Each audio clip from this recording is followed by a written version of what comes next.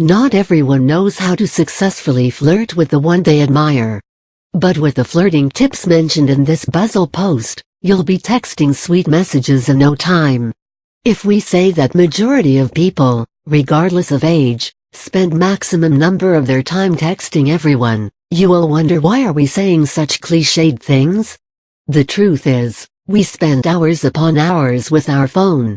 Either sending texts, browsing the internet, watching funny videos, and whatnot. So, when it comes to messaging that how do you like, wouldn't spending time on your phone be turned into something productive? Yes, we know that flirting and texting sometimes don't go hand in hand. In fact, not all of us are as smooth as we'd like to be. Well, if that's the situation with a lot of people, we should do something about, right? So, to help you get through the ordeal and get some favorable attention, we have listed some important tips of flirting over text messages. Your opening lines. If we say that you need to be creative, you'll probably stop reading this article right now. But, please, keep reading. Instead of starting with a complicated question or some line you think is funny, but isn't, try this on for size. Give him/her a simple, "Hey! What are you up to tonight?" That is one of the safest ways to start a conversation. You aren't playing hard to get, and are basically creating an opportunity to spend some time together. Match jokes with jokes.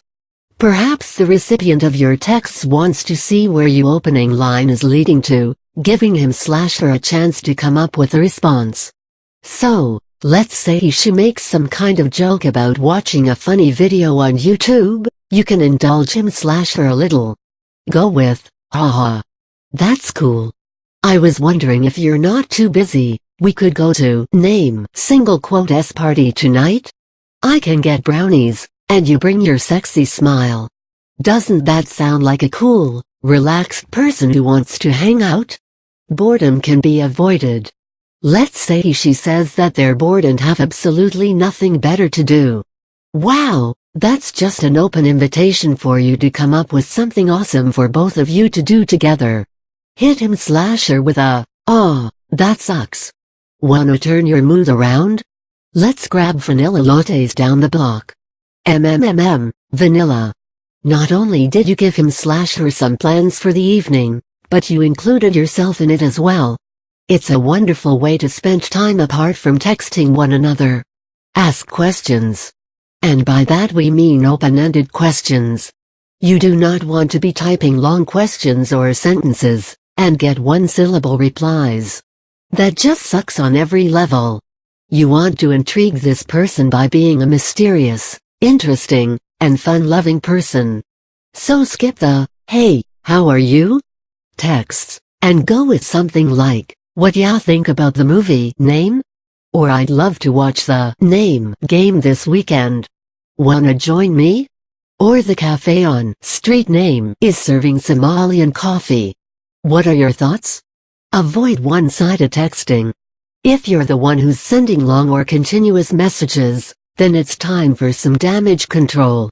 You can end the conversation from your side by saying, "My grandpa can text faster than that." Or "Ouch. No reply for so long.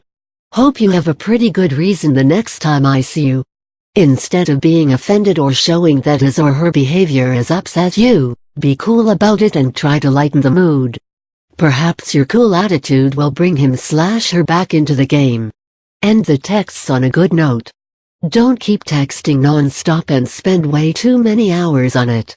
Instead, keep the conversation going till you have something interesting and fun to talk about. As soon as you realize that things are getting a bit dull, change your tactics. Send him/her a, "I love texting you today as well.